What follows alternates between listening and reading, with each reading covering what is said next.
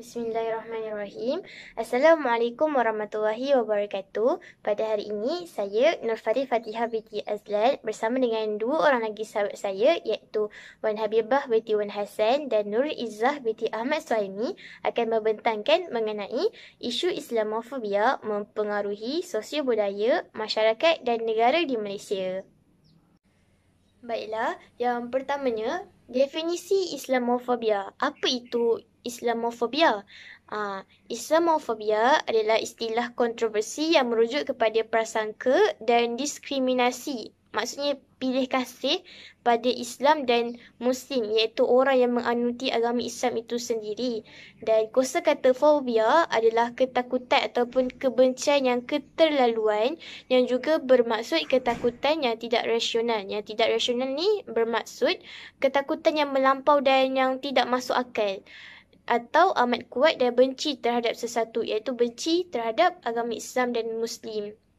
Secara mudahnya, berdasarkan definisi ini, Islamofobia adalah ketakutan yang tidak rasional dan amat kuat atau benci terhadap Islam. Tapi, Islamofobia ni lebih daripada sekadar makna dan ia turut menggabungkan kebencian kaum, sikap tidak bertoleransi, maksudnya sikap yang tak nak bantu orang Islam ataupun agama Islam, sikap prejudis, diskriminasi dan stereotip.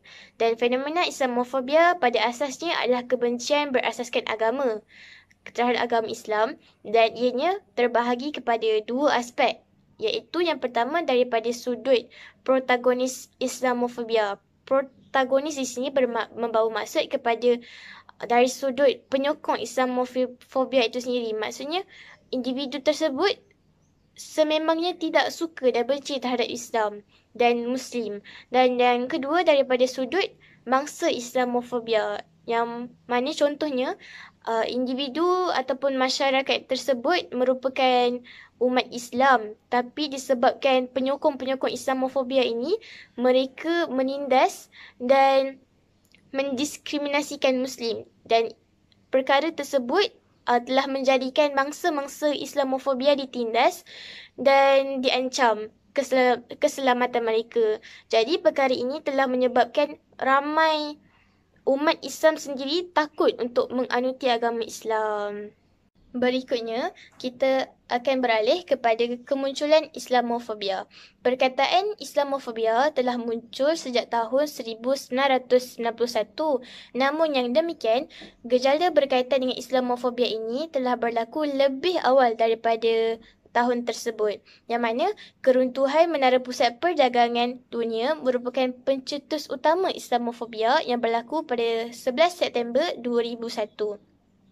Kejadian pembunuhan yang melibatkan lebih 120 orang mati di Paris telah memburukkan lagi keadaan Islamofobia masyarakat antarabangsa kepada Islam dan orang Muslim, yang mana peristiwa tersebut telah memberikan kesempatan yang sangat luas kepada ramai pihak, terutamanya musuh-musuh Islam, untuk terus memberikan gambaran yang buruk dan negatif terhadap agama Islam.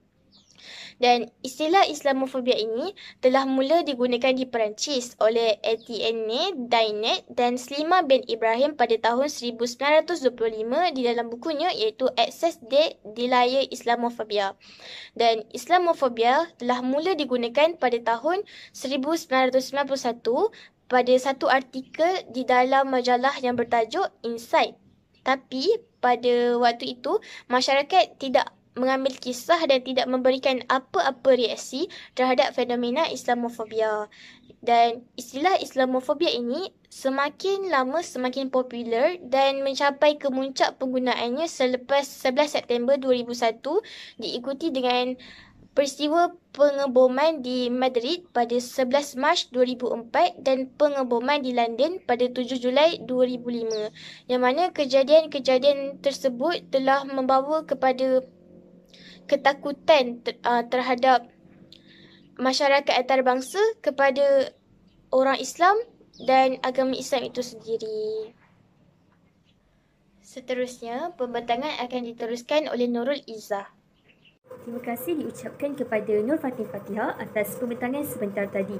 Seterusnya, saya Nurul Izzah binti Ahmad Suhaimi akan menyambung pembentangan ini, iaitu yang mana saya akan membincangkan mengenai punca berlakunya Islamofobia.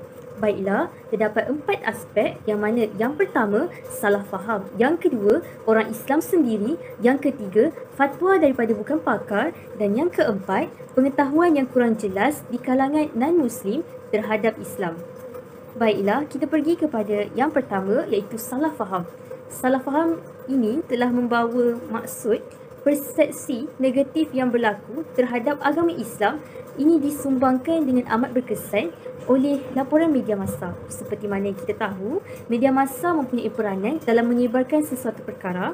Baiklah, pelbagai laporan akhbar di mana agama Islam dan penganutnya sering dikaitkan dengan unsur keganasan dan ketidaktamadunan. Baiklah, seterusnya, orang Islam sendiri. Apakah puncanya?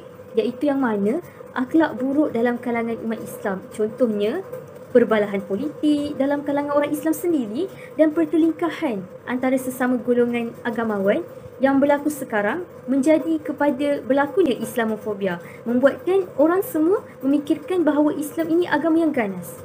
Baiklah, yang ketiga, punca berlakunya Islamofobia ialah fatwa daripada bukan pakar. Seperti mana yang kita tahu, untuk mengeluarkan sesuatu fatwa, seseorang itu mestilah mempunyai autoriti untuk mengeluarkan fatwa ataupun pandangan yang hendak dikeluarkan. Sebagaimana contoh, Prof. Dr. Izzat Aliyah telah mengeluarkan fatwa bahawa seorang lelaki dewasa harus bagi mereka untuk menyusu dengan rakan sekerja wanitanya bagi mendapatkan title atau gelaran anak susuan. Dengan gelaran tersebut, dijangkakan boleh memudahkan pergaulan antara rakan sekerja lelaki dan wanita, kerana mereka diibaratkan ibu dan anak. Sedangkan fatwa ini dianggap sebagai fatwa yang pelik sehingga ia menimbulkan heboh di Mesir dan mendapat kutukan daripada ulama seluruh Mesir. Jadi di sini kita dapat simpulkan bahawa sesuatu fatwa yang dikeluarkan juga, apabila ia dikeluarkan oleh orang yang berhak untuk mengeluarkannya, ianya akan menjadi punca kepada Islamofobia, yang mana masyarakat akan memandang serong terhadap agama Islam apabila timbulnya isu-isu sebegini. Seterusnya, bagi aspek yang keempat iaitu pengetahuan yang kurang jelas di kalangan non-Muslim terhadap Islam. Sebagaimana yang kita tahu, mereka menganggap bahawa Islam ini adalah agama yang ganas. Hal ini disebabkan oleh berlakunya kejadian pada 11 hari bulan 9 iaitu kemusnahan World Trade Center.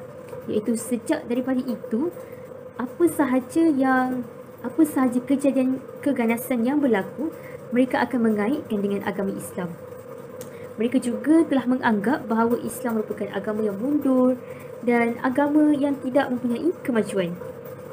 Sedangkan, seperti mana yang kita tahu, pada ketika dahulu, Islam merupakan suatu agama yang telah membangun dengan jayanya.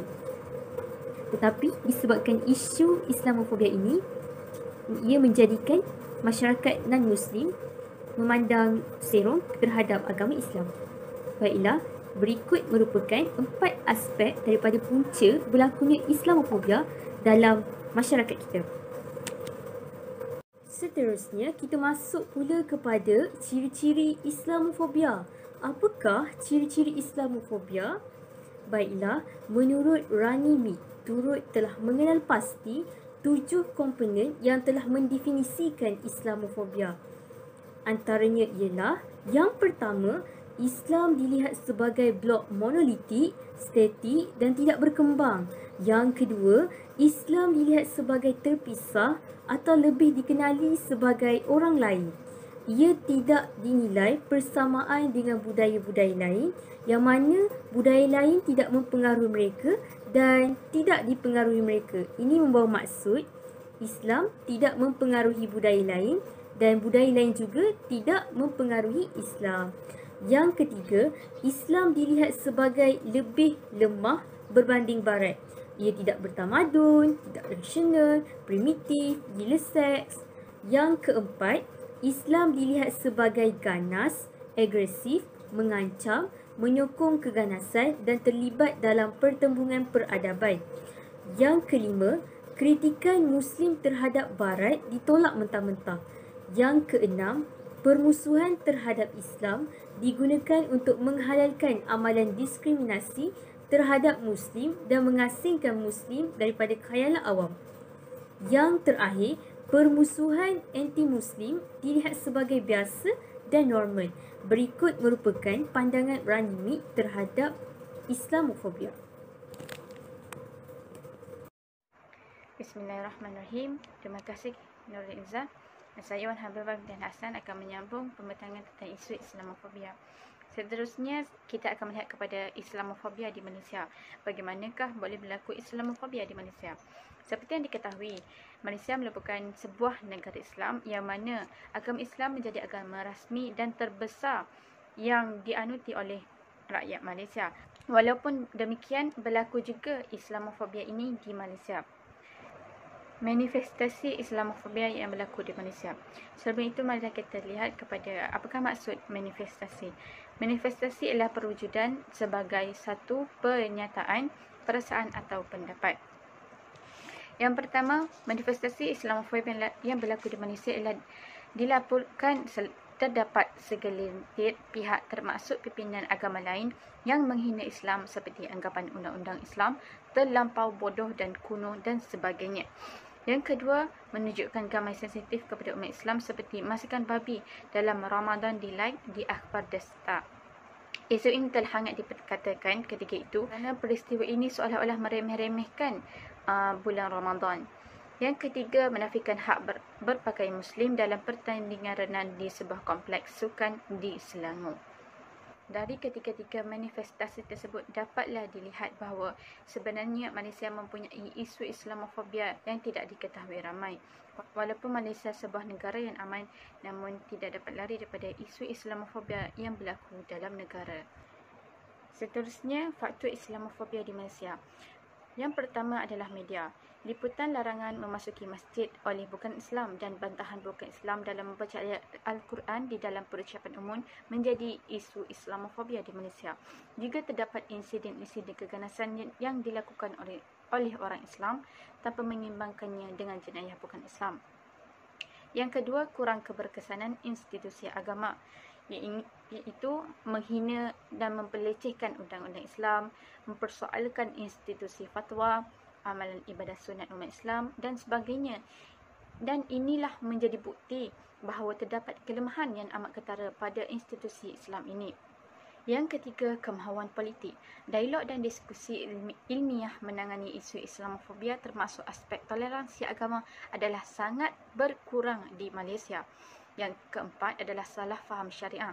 Salah anggapan terhadap beberapa prinsip syariah seperti faraid atau perwarisan menyebabkan ramai yang bimbang dan cuba untuk mempertikaikan ajaran Islam.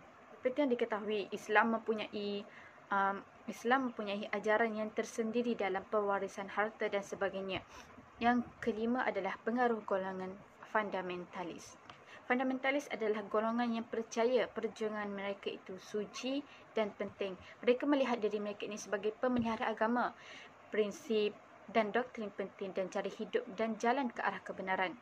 Kemunculan golongan fundamentalis yang militan bahkan mendokong satu matlamat iaitu menghapuskan orang bukan Islam seperti kumpulan Mujahidin Malaysia telah menyuburkan lagi fenomena Islamofobia. Dengan munculnya golongan fundamentalis ini akan memperlihatkan bahawa Islam itu adalah agama yang mengajarkan keganasan kepada penganutnya. Seterusnya saya akan serahkan pembadangan ini kepada Nurul Izzah.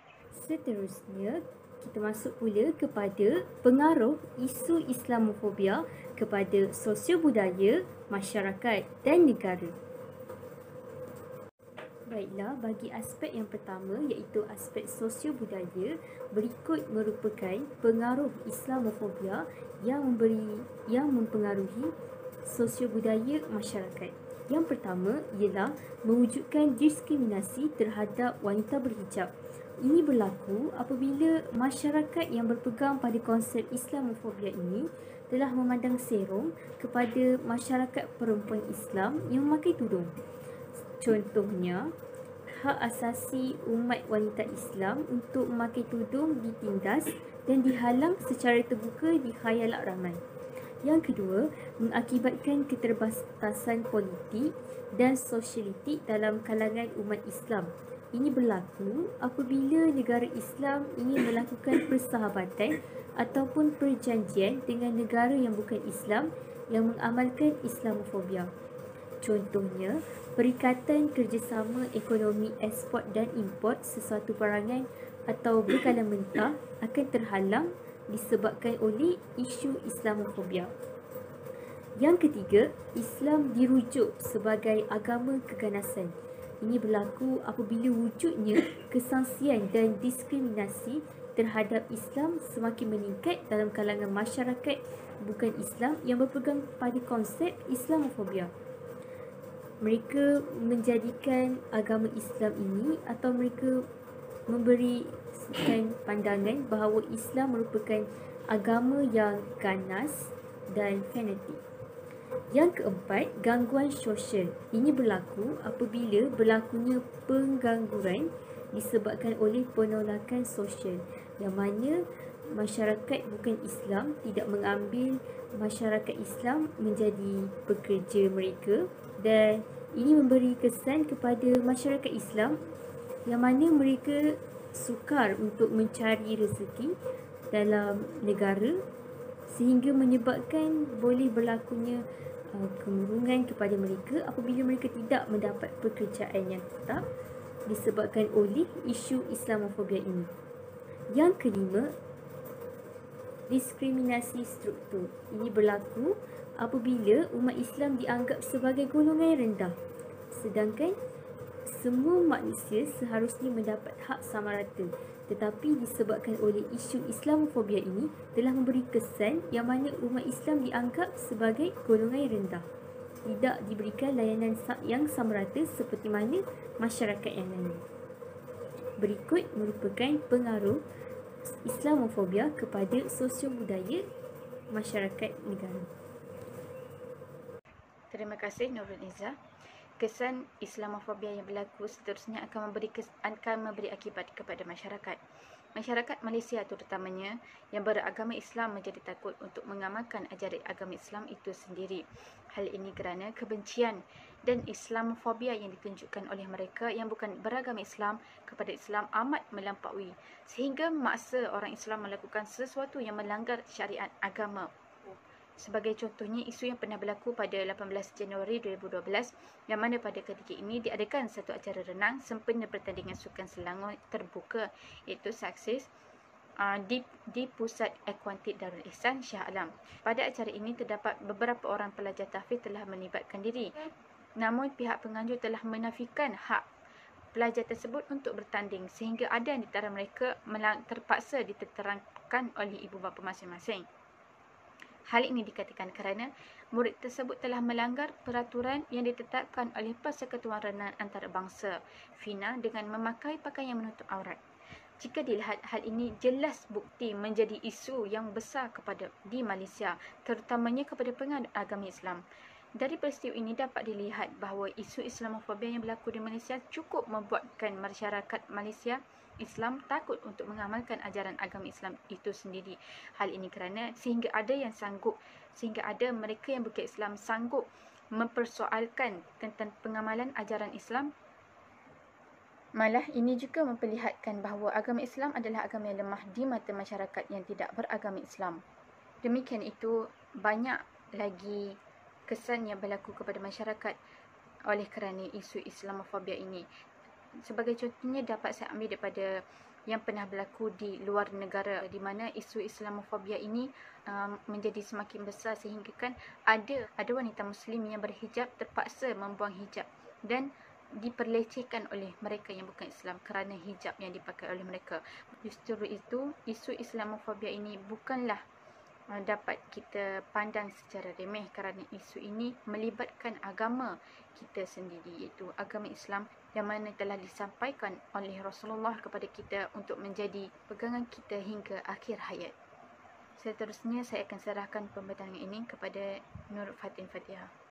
Rentetan itu, isu Islamofobia juga turut memberikan kesan kepada negara-negara Islam, termasuklah negara kita, contohnya negara yang majoritinya terdiri daripada kerakyatan komuniti Muslim dan dikategorikan sebagai negara Islam, contohnya Somalia, Iran, termasuklah negara kita, Malaysia, kurang menerima dan ditawarkan kerjasama maupun hubungan diplomatik dari aspek politik, ekonomi serta pelancongan daripada negara-negara maju yang majoritinya berkerakyatan bukan Islam. Sebagai contoh, Donald Trump iaitu bekas Presiden Amerika Syarikat telah melarang kemasukan pendatang maupun pelancong daripada 7 negara majoriti Islam sebagai langkah untuk memerangi pengganas, dan perbuatan tindakan beliau telah dianggap sebagai radikal terhadap agama dan mendiskriminasikan negara Islam.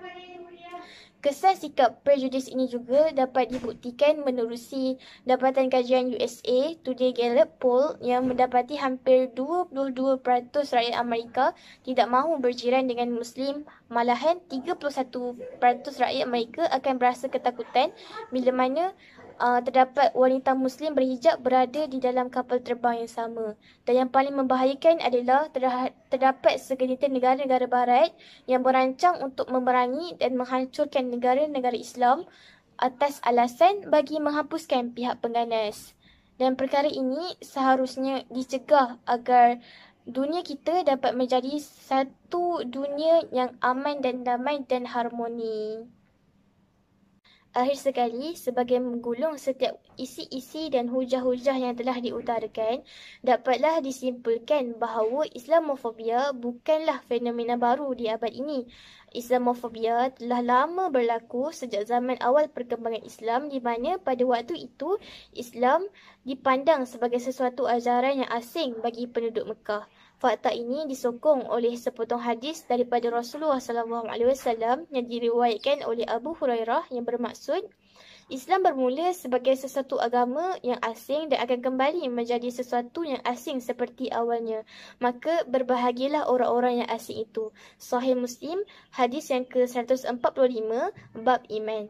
Oleh yang demikian, hadis tersebut secara jelas membuktikan bahawa Islam juga akan digambarkan dengan perkara-perkara yang negatif seperti mana ianya terjadi ketika awal dakwah Nabi Muhammad SAW. Persepsi melihat Islam sebagai ajaran yang asing dan tidak sesuai dengan budaya, hak asasi manusia dan nilai-nilai murni adalah perkara yang telah dijangkakan oleh Nabi Muhammad SAW. Dan hadis ini memberikan tanggungjawab kepada kita umat Islam untuk terus berusaha memperbetulkan persepsi Islamofobia ini dan seterusnya meletakkan agama Islam itu di tempat yang sepatutnya serta difahami dengan benar oleh masyarakat di seantero dunia.